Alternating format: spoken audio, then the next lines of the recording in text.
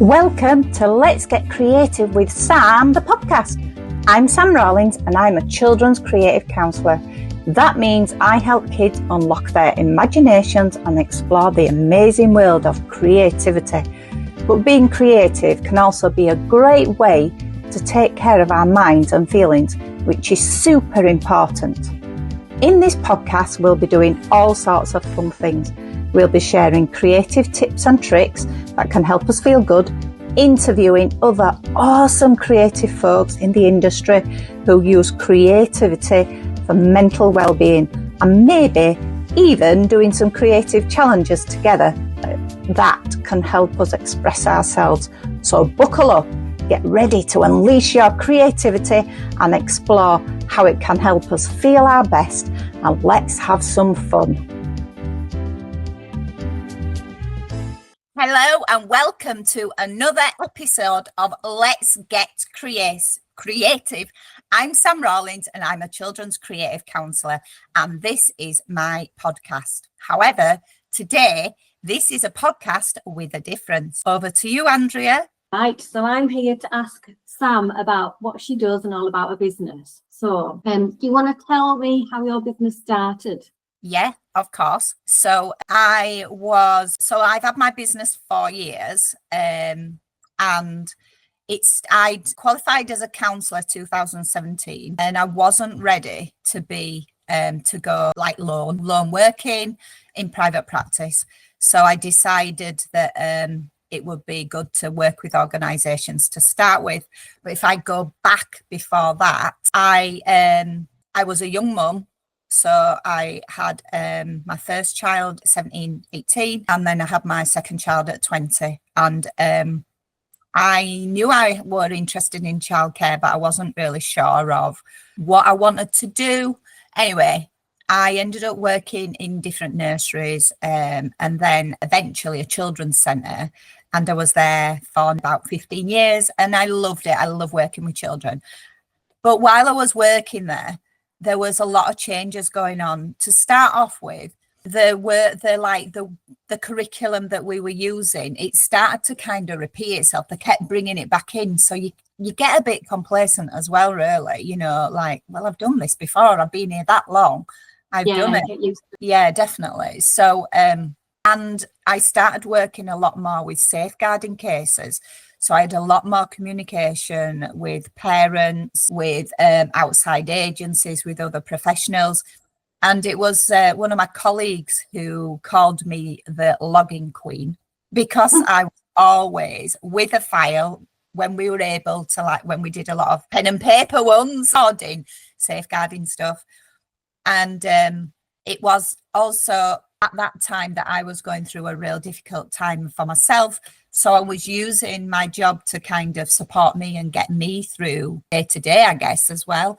And have my children wasn't really young then, they were teens, but it was still quite difficult. And so a comment was said about you're really good at observing and really good at listening and things like that. And as I said, I was having therapy myself, which was long-term therapy. And again, somebody commented and said that you would make a really good therapist. And you look, don't you? And at the same time, because I'd had to record things like journaling, I suppose, in some ways, I was also told you could write a book, because she was reading it, and you could be a therapist. So, nah. No chance. Are you joking? Anyway, I went back to my colleagues at work and things, and were like, maybe it is for you, Sam. So looked into the cheapest course possible, just because I was really unsure if it was right. And also at that time, the year before, I'd applied to do my top up, like a degree, because I had a diploma in nursery nursing and I wanted to go into a foundation degree, because I saw my future as working with young children for the rest of my life till I retired. And my granddad passed away that year. So I asked to be deferred. And then when I went back to the college, the university, to get to go back, first of all, I wasn't able to leave the work place because somebody else had started courses in that meantime, so I couldn't go back. So it were like, oh, I don't know what to do. So when this came up, it was like, and you're curious, aren't you, to see if it is right for you, especially when somebody's commented and said that to you as well. So anyway, I looked into this course. It was £50 for 10 weeks, an introduction, and I was like, okay. Really nervous, didn't really know what to expect, didn't know anybody at all, and really enjoyed it, got a lot out of it, because when you're training to be a counsellor, there's a hell of a lot of personal development as well, even at that real early stages. And I passed it, and then I was like, oh, I want to do more now, because I was able to use those skills that I was learning about in my job as well. So over time, I mean, it is such a long story that I'm going to cut it really short. But over time, I realised that the nursery wasn't right for me. I needed more because they weren't able to offer the work I wanted to do as a counsellor. And as I said, by 2017, I'd qualified and I was really excited to get started. Like you are, aren't you? You're really excited.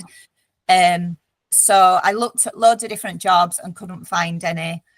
I applied for Barker, but I didn't have the experience with adults. Mine, again, was all about children. And I eventually, friends and things, people that I knew worked in children's homes, and I added about, bad stuff and things like that. So I was like, oh, I wasn't really sure.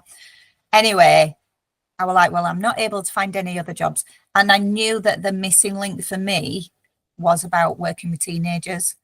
So applied for a job with a children's home in the local authority. And after really long, 3 different interviews, I got the post. So it was like, time to leave the nursery, time to start something new. And those 3 years, because I worked in private as well, were so intense, so challenging, but also so rewarding. And I learned so much that that got me the job of being a school counsellor. There was one in between, and that was another kind of learning curve and getting the right thing. So I worked in this job as a school counsellor for 3 years. And in that time, I realised that, so we're now at 2021 to 2025. That's 3 years? No, that's more, isn't it? Anyway, something like that. And I started working with a coach just over 2 years ago. And I'd worked with a coach before, but there was a lot of coaches in there that were NLP trained or training to be NLP. And there was something about it.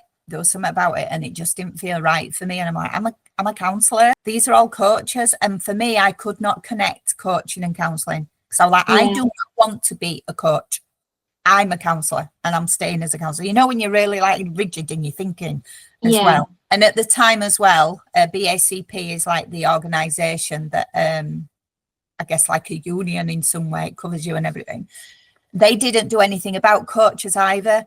And for a long time, because of my own trauma, which started in childhood and then went into adulthood, I worked in boxes and I would never overlap the boxes. So anything that was legal scared me to death. So when you think about BACP, who I like relied on, to be supported and protected, didn't do anything about coaching. I'm like, oh, I can't do that. When I was training to be a counsellor, I was doing the person-centred approach, which is very much linked in a lot of ways to how I worked in the nurseries, that the child, the family were at the centre of decisions. And it wasn't about telling them what to do, giving them goals. And then during the course, we had our own personal development. So we had to have our own counselling. And at one point, I come across this counsellor, this therapist who seemed really good in the centre of Leeds. And it was not pure person-centred. And when she was saying to me, I think we need to dig deeper. We'd only had 3 sessions. I think we need to dig deeper. I think you're avoiding a lot of stuff. Well, I were absolutely petrified. I was like, well, this isn't person-centred. This isn't what I'm learning about. I can't do this. This not do feel right. So I just finished there. And then I had to find for me a counsellor, a therapist that could support me with the person-centered side of it. Do you know what I mean? And that was a Yeah. supervisor as well. So yeah, so there was a lot of learning going on there. And as I qualified when I was in 2017. So 2018, I left the nursery. Then I had a job in between. I had the children's homes for 3 years. And then, as I say, I went into being school counsellor. And in that time, I realised that I wanted more. Working with a coach makes you think differently. You learn so much more about yourself, which I thought I'd done. Absolutely not. I was just taking the lid off. I learned a lot more about energetics and what makes me feel good and what makes me drained. I learned about grounding, which is huge, especially the work that I do with children and young people. So I learned to reflect and do it myself as well, and realize that actually, I'm quite interested in going into business. This seems right. I'd already got my private practice set up, which I set up in 2021. Originally online because we were kind of COVID time as well. And then eventually went into being face-to-face, which I absolutely love. I'm so passionate about. And then it was like, yeah, this is kind of time. So July this year, I walked away from the being employed after 32 years. And I am now fully self-employed. However, because of some anxiety, not as much as before, and I'm a single person, so obviously I'm responsible for bills and things like that. It felt right to just stay connected a little bit longer. So I'm doing like casual work 1 day a week, which gives me that kind of more flow and flexibility and security. So that's where it all started, really, I guess. And now I'm fully in it. Yeah, it's a really interesting journey, isn't it? Because it sounds like you kind of fell into it, even though you were already in the area working in nurseries and with families and people. And then obviously somebody saw something in you and that's grown and you've taken that on board and done all this training. But I bet I know you're saying you were working online quite a bit, but you like the face-to-face sort of working more. That do you get a better connection when it's face-to-face? You get a better feel for the family and read their faces and what's going on between the lines as well when you're chatting face-to-face. Yeah, definitely. So an example of how it doesn't always work online. It does for some people, but this particular young person that I was working with, we'd had about 3 sessions and I was kind of newish. So, being not newly qualified, but like in practice. So it's a different level, isn't it, than when you first qualify. And he was definitely distracted and didn't really want to engage. And he decided to pluck his eyebrows during the session. Oh, wow. How did you get around that then? He just didn't want to be there. But I think a lot of the times parents feel that their child, their young person needs this support because they panic. And that is okay because they know that what I often find is that parents feel that they're not the expert. They can't do it. I don't know what to do because it's something that they're not used to. The behaviors have changed and they're not used to it. So when you go back to being online to face to face, a lot of it is about those connections and energy as well. I mean, I work with energy, but it took me a long time to accept that. I was like, it's when somebody says something and you go away, it's like almost planting the seed, isn't it? And it's like, actually, yeah, of course I do, because sometimes I'm absolutely exhausted when I go home because it's been really heavy conversations, or even if it's through play and creativity, it's still that heaviness because of what that client needs to offload. And where do they offload it? They offload it in your room. It's the metaphor that helps a lot of particularly my children and young people as well, is like having a rucksack on their back full of stones or really heavy objects. Right, just leave them in here because this is what I'm here for, to support you. So then it's like that for me is that heaviness that they've left. So that's when I understood, actually, I do work with energy. So it's And important do for you me. and do you feel like you need to offload that energy after you've had a full on day? Absolutely. So one of the things of being a counsellor therapist is supervision. I mean, it's non-negotiable. It's part of it. Do you know what I mean? When I go back to it's all it's the ethics of side of it. And it makes a lot of sense because you can't hold it all yourself. And you've got to be competent as well. So if you're going through something that's really tricky and you haven't got nobody to speak to it about, where's it going to go? You're not going to be in that place. You've been a counsellor, you've got to be self-aware. So self-aware is about knowing when you're finding things difficult, knowing when you need that counselling support yourself. So supervision is really important to be able to offload, but also finding ways that feel good for yourself as well. So when I talk about grounding, for me, it's been out in nature. You know, I love having bare feet, and I've realised more and more at home, I like socks, I like slippers when it's for coziness, but actually we're in autumn and I'm still having bare feet because I've realised that it helps me. It's that connection. And I do a lot of spiritual work as well. I attend spiritual events, and it is about that grounding, and it's really helped me, and that mindfulness as well. So mindfulness can be seen in so many ways, can't it? Yeah. And for me, it's being on a swing. It's trying to climb a tree. It's dancing. It's that stillness. So a beautiful lady that I worked with for a year around mother wounds, who's really spiritual, and she's just helped me in so many ways, Geraldine Crane. She says the stillness is what feels right for you. So stillness is so important, but it doesn't have to be meditation. It can be what lights you up as well. So being on a swing, you're in the present moment, aren't you? So that's another way that I offload.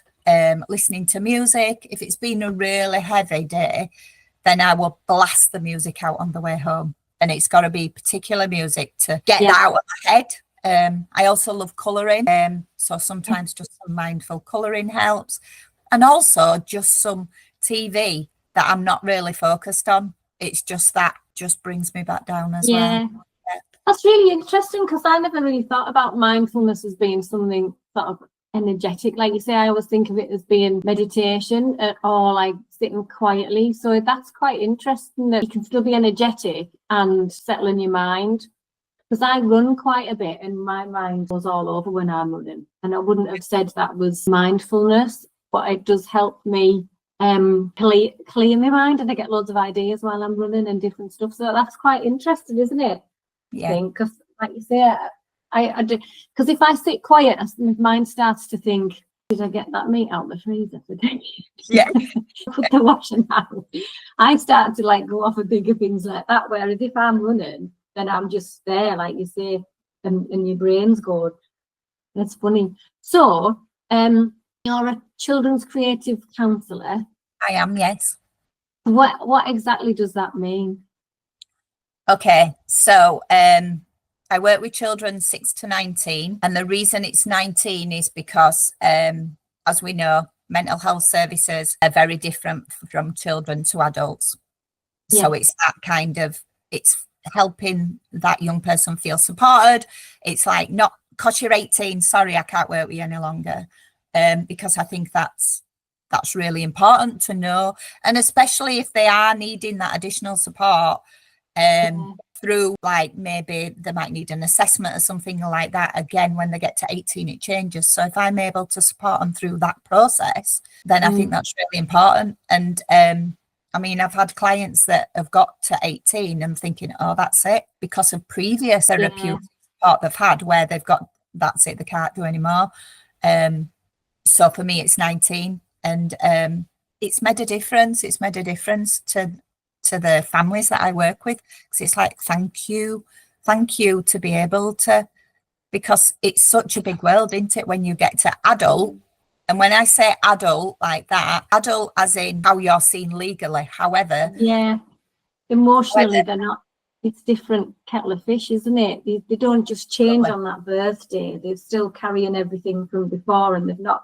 It's just another day. It's just the next day. They don't suddenly switch off into something else, do they? No, and their brains are not fully developed till they're about 25, 26 as well. So when you think of that and all the like decisions they're expected to make, like voting, do you know what I mean?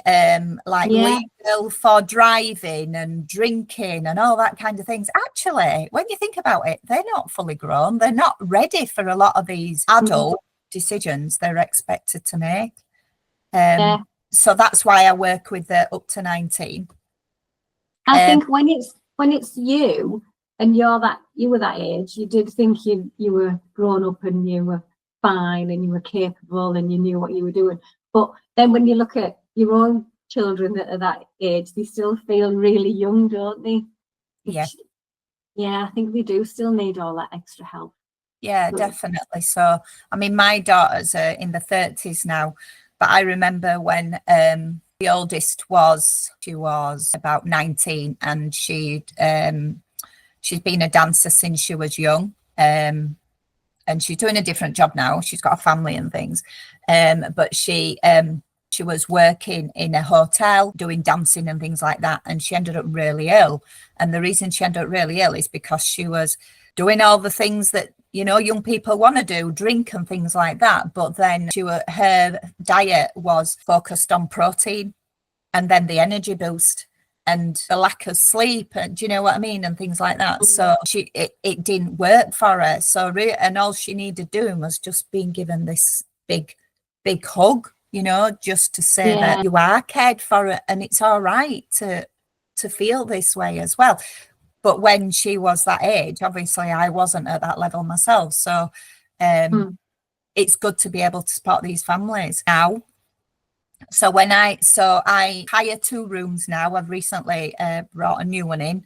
I live in Leeds, and one of the spaces that I hire is Crossgate, a room at Crossgates, and I've been there about 3 years. That was when I first went face to face, and it was so exciting, especially when I was given a key to lock the door.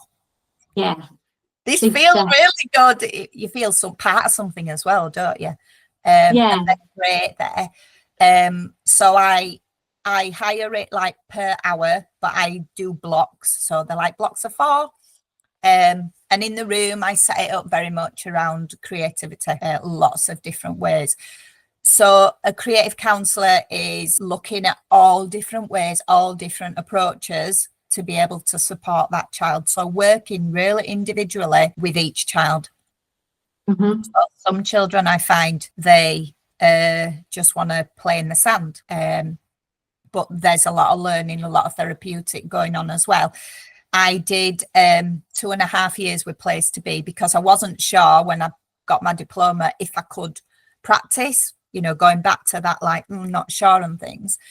And I did their qualification as well. And even after I'd finished it, and he went, "You don't need out else now, Sam. You've got everything you need to be able to do this." And I still went to BACP, and they have like a children and young people family forum. And I had a conversation with one of their like advisors as well. And she sent me all the curriculum over, and she went, "I think you're probably doing everything that you need." And I'm like, okay.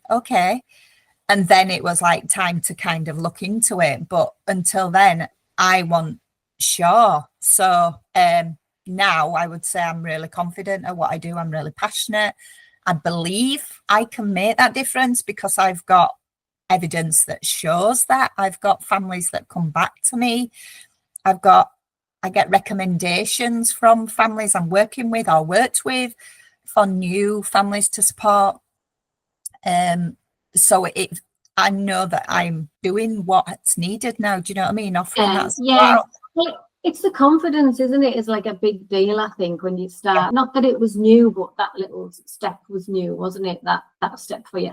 But I think as well, everybody has imposter syndrome, which is like a big deal, isn't it? And but the more you doing what you're doing, that should sort of shrink, but it doesn't always, does it? It keeps coming back.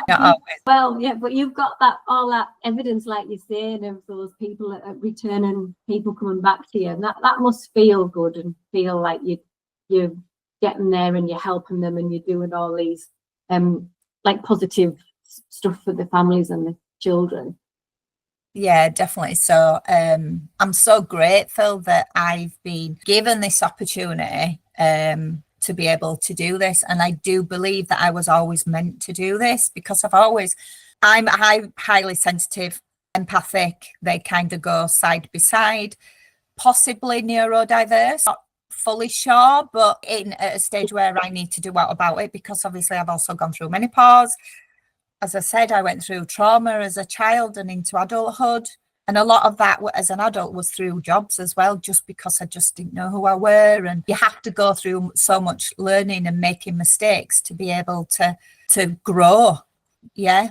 So but you can draw on all of that though, can't you? In what you do is brilliant sort of training ground and foundation, isn't it? To draw on all those experiences and help. It makes you really unique in how you can help everyone else, because you've been through quite a bit of it, which is different to just learning it as theory, isn't it? You've been there.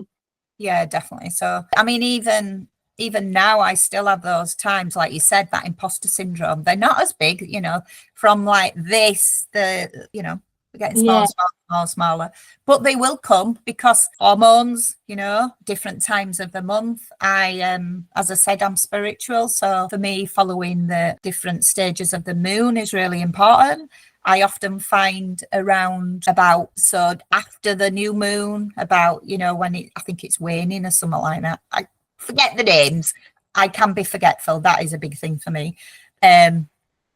So it impacts me, because obviously I don't have that cycle anymore, but I do in a day.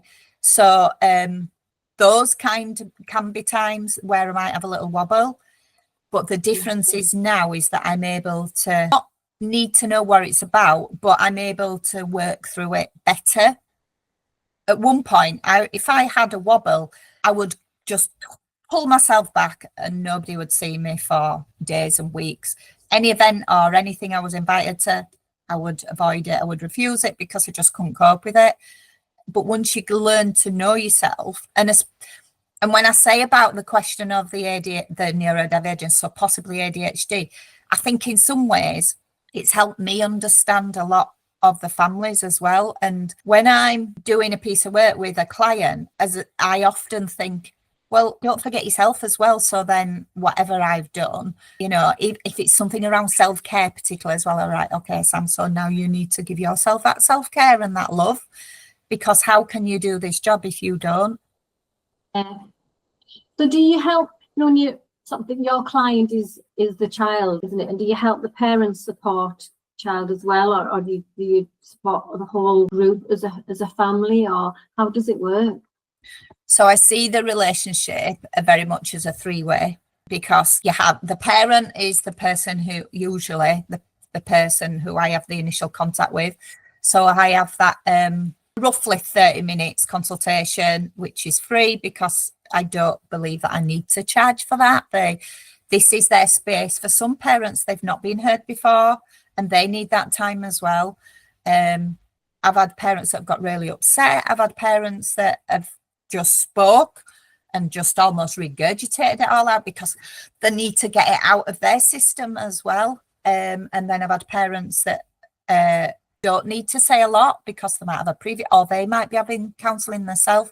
So a whole different array of like what parents might come with. So after that, then it would be about sending all the forms through and everything and arranging an initial assessment, like session with the young person or child. I always encourage the parent to be present in that. Because first of all, it reassures the child that actually they've spoken to me, their parent. I'm not a complete stranger to the parent. Yeah. And so there's a bit of reassurance if mum's saying, oh, well, we're going to meet Sam or whatever they've said. They've got that initial, they don't always know who I am and they don't always know what my role is, but that's okay. And you can tell their nervousness, and to help reassure them, I'll say, I'm nervous as well. And I am, I never know if I'm going to be that right person to support their family. So it's important for me to be open and honest as well. And that's the way I work. I'm never somebody who I'm not. I'm always genuine. So if things upset me, I will show that, not by floods of tears, but, you know, I will like validate their feelings as well, because it's so important. They're the person who are in there. They're looking for a safe space, a confidential space to feel listened and heard. Yeah. And the way that I still connect with parents is sometimes they might want to send me loads of emails, and that's okay. However, I'm not always able to reply to everything in detail because of the confidentiality between me and my the client, so the child or the young person. So I do like a review, a parent review, and that can be a call, it can be an online, and it can be a face-to-face, whatever feels right for them, which is roughly about 10 sessions. I do blocks of 12. And the reason that I brought that in is because you can't build a relationship in 6 weeks with a child. It takes so much longer. And if I think about it, the coaching that I've had, it takes a good 6 months, doesn't it, really, to build a relationship. And you can't really, sometimes you can't do that work with the family before you've built that relationship. It doesn't always work. And I think it's important for the parent to feel heard as well. So that's kind of how I work. And then we'll have those conversations in between. Sometimes with the younger ones, they just want a little check-in, does the parent, when I, you know, take them back to after the session, kind of, how's it been today, or were they okay? And I keep it very low-key, only a few sentences, but it's that reassurance for them as well. Yeah. So I guess you've got to build that length of time. I suppose you've got to build the trust with the child, haven't you, and the parents, and they've got to like warm to you and feel relaxed in that time, and have to open up, you know. So when the parents come to you, do they know exactly, is it just because there's tension in the house and there's if, you know, they're maybe not communicating properly, or do they, and it's quite vague, or do they think, right, the child's got a problem, a certain specific problem, and they need your help? So do they know exactly what they need from you when they come, or is it quite vague, and do they say, can you help us figure it out? Is it based on that? Yeah, it can be. I think particularly if I do get a lot of parents that come to me where they're waiting for an assessment. So it's the waiting list. So it's like, and there's obviously more than just the assessment side of it, you know, especially the high anxiety and the other traits that might come with it. And they'll want that support in between waiting for that CAMHS, because the waiting lists are so long, as we know, that they feel that their child needs some support right now. So I get families like that. I do get ones that know particular, and especially if they've been through a lot of trauma and they might have already worked with CAMHS, but because CAMHS work very differently, they don't do the person-centered. That is all about goals orientated, and there's almost like a big difference in that way. So sometimes young people have been with CAMHS, they've had that spot, and it's not worked for them. So then they will come to wherever, and they'll come to me that way. And then I have the ones that who are not really sure, but like they're the ones that might say, we don't know what to do. We've come to you for some support because we don't know what to do. And then you hear the background story is how much it's impacting the rest of the family. And school, a lot of it is around school. I get quite a lot about that as well, particularly in the summer.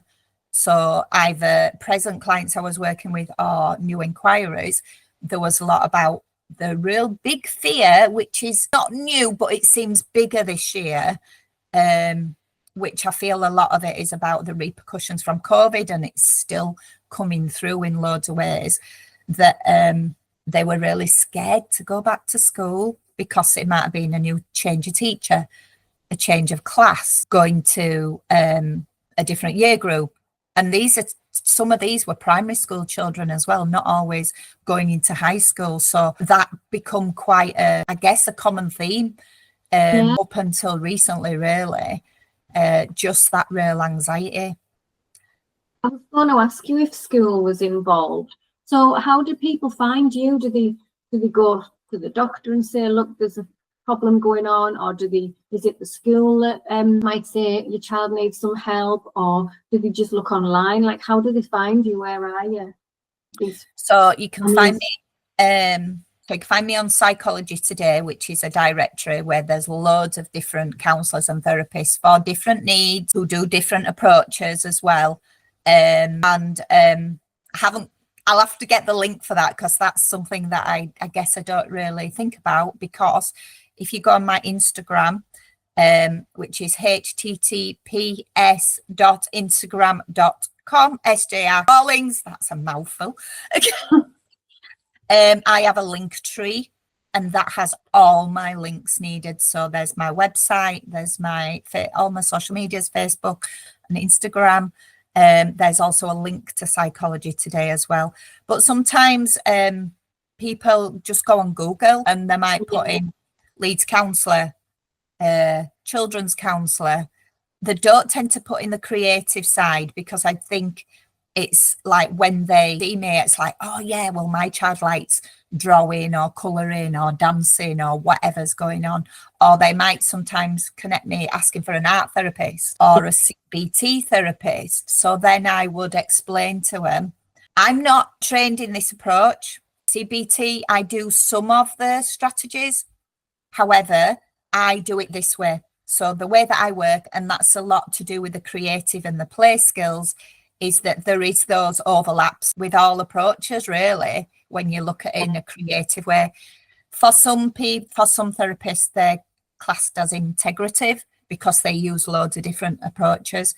But for me, because of particularly working with children and young people and my own creativity, a lot of that has come through as well. How I work has come through me realising, after years and years of working in nurseries and, do you know what I mean, doing all that stuff, that, oh, I am creative. But it took me a long, long time to accept that. So it was like, well, I am the children's creative counsellor, then that is who I am. That's made a lot of difference as well. And if you go on Psychology Today, you'll also find a short, I think it's about 15 seconds video of me doing this little introduction as well. So you get to hear my voice, you get to see a little bit of me, you know, the silly, funny, giggly side of me as well, but also that supportive. Yeah. Oh, and creativity is so vast though, isn't it? Because it's not just being able to draw or being able to do clay and sculpture. It's like creating a lovely meal and how you dress it and put it on the table. It's like totally different things as to just the normal channels that you think. So like even like cake decoration and baking, it's all creative stuff, isn't it? So it comes out, like, manifests itself in lots of different ways. So I bet it gives you loads of scope to work with these children. Yeah. Besides the sandpaper. Yeah. Oh yeah, definitely. So, I mean, I have done additional training in certain aspects of creativity, sand play. I've done quite a few like workshops and things on that, just helped me understand. Place to Be was a lot of to do with play. Well, the whole kind of course was on play, really, but understanding the metaphors that children bring when they're engrossed in that play, and those are the best times. They're almost like the magic times, because of that's when they open up. You know, they'll get engrossed in their play, or we're playing games or whatever we're doing, and then they'll open up because they feel safe, they feel supported. And I think creativity is so powerful. And one of the biggest reasons that I work this way is because this is probably a lot of my own experience, but I had therapy for a long time for loads of different reasons. Some were long term, some were helpful, others were not. And I've had the group support as well. And I just think that there's a lot of talking that goes on, talking, because they were classed as talking therapies. Yeah. And I don't always think that works, especially, you know, I mean, us as adults, you know, if we're anxious, we get the tightness in our throat and then we can't speak. But actually, that's because we've got something to say and we're holding back. But also children feel that, and a lot of that can be they're frustrated, they're angry, and they haven't got the words to say it. So why do they need to speak about everything all the time?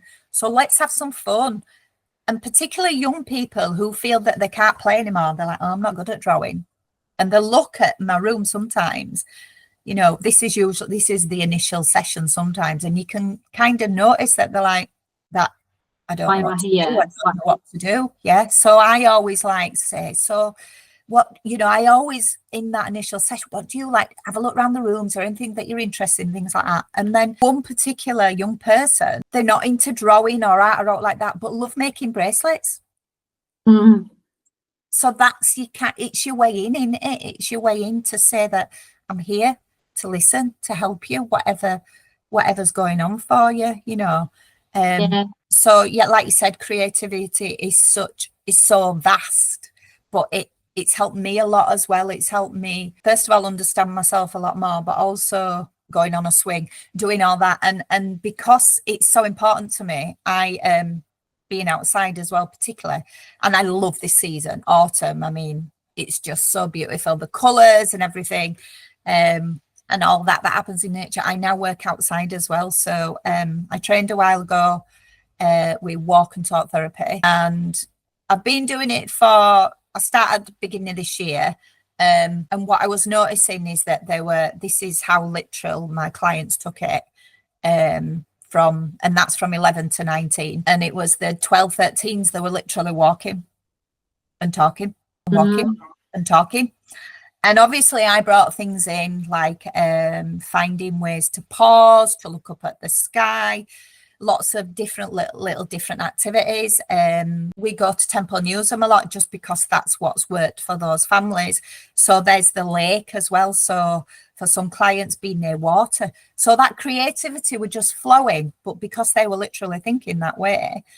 So I changed the name to Creative Trails because it makes so much sense. And also having those conversations with those clients as well about their realization, what they expected as well, because it's important for me to reflect as well with my clients, as in, am I doing the job right? And not in that nervous panic way, but am I the right person to support you? Even though we've had like 6 sessions, you know, can kind of see them pulling away a bit, or they're not sure, then, you know, I would look at it that way as well. So it's a real kind of working together